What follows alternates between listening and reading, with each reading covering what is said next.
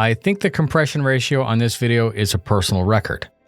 Hello YouTubers, this is the noobifier. Friday, Chris mentioned that he was starting a new quarterly series called The Briefing Room, having to do with updating production progress. They released a 17-minute video telling us about the hour-long plus video that they released immediately after. Both are summarized now for you in 5 minutes and 9 seconds. The first panel consisted of Nick Elms, the creative director, Brian Chambers, VP of Development, and Chris Roberts, the CEO and game director.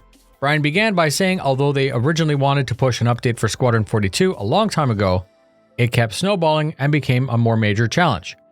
He also said that updating Squadron and the PU each require unique approaches because of the quarterly patches, so they decided to do a quarterly deep dive instead. And it was constructed with deliberate thought so it can be updated easily in real time. The new roadmap may release before the end of the year, and Brian did confirm not to expect a beta, and he also said that the new roadmap may not include any hard dates. Showing what all the teams are currently working on was decided to be the best way to display such a complex process. And Chris reminded us that often one task may have an effect on many features, and are oftentimes a blocker before others can proceed. Chris reminded us that the web store, Spectrum, and parts of the backend itself requires Turbulent, which is a company with over 50 people who support just those tasks. We have 58 unique sprint teams that are currently working on the game parts, and Chris highlighted that some other companies don't even have 58 people on payroll. Working both remotely and globally also takes away from the natural interaction that would happen by working in one central location.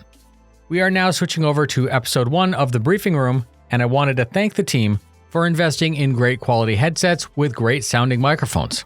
I'd also like to mention that the spoken pacing and dialogue were of a very high production value. Not everyone may directly notice these things, but it did make an hour-long show very easy to enjoy.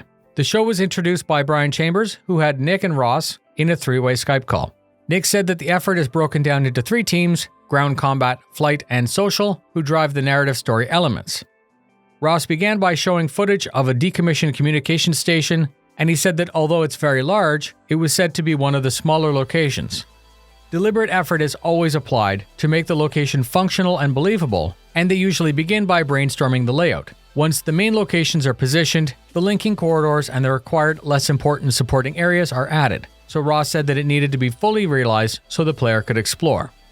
He showed off stacked habitation pod systems, and he said that other locations were built to be easily scaled for future needs of the narrative. He said part of the design process is to frequently walk through the new spaces, and Brian said that the layout design has to include the idea of the intended story and missions such that the game can work within the new space. Ross said that each location will behave like a sandbox, so it'll need to be fully interactable and built out, including ventilation systems, which would provide many replay possibilities, extending the game's longevity.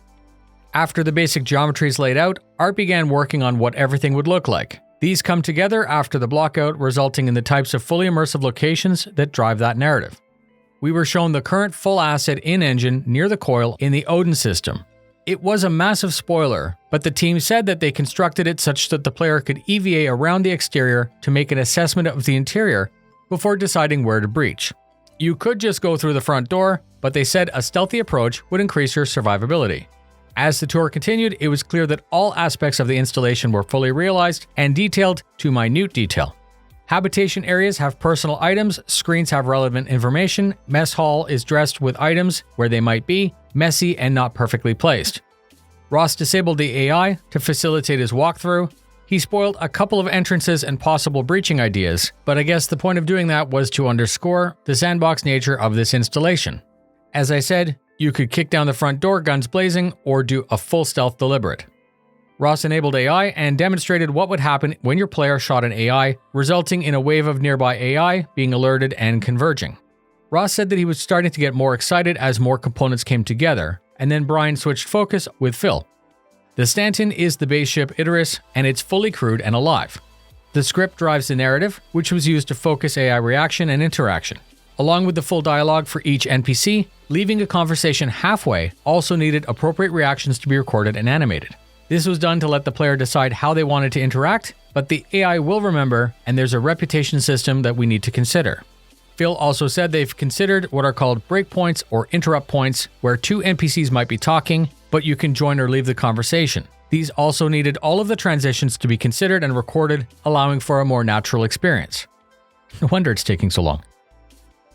NPCs will remember and acknowledge you as you approach, and based on what was said in the past, the reaction may be unique. We got a small update pass on the Morrow Tour, which was the vertical slice, demonstrating the breakout and interrupt points, where the crew began to speak and brief you as you approached, and then stopped in questions when you turned around and looked away. Eye contact, focus, dialogue, and reactions add to the sandbox immersion, with choice in our hands off the rails. Brian ended by saying thank you and introduced a new bit of B-roll, which I have linked at the end, a nice update demonstrating a ton of thought and complexity that is interwoven into many systems. It is so clear why it's taking so long. Veteran backers may find the information presented to be a rehash of what is known, but this sort of video is critical for new players or backers who follow less aggressively. Thank you very much for spending your time with me. Please stick around for the fly-through in glorious 4K, and stay tuned for more so I can help keep you up to date. Fly safe, and I'll see you in the verse.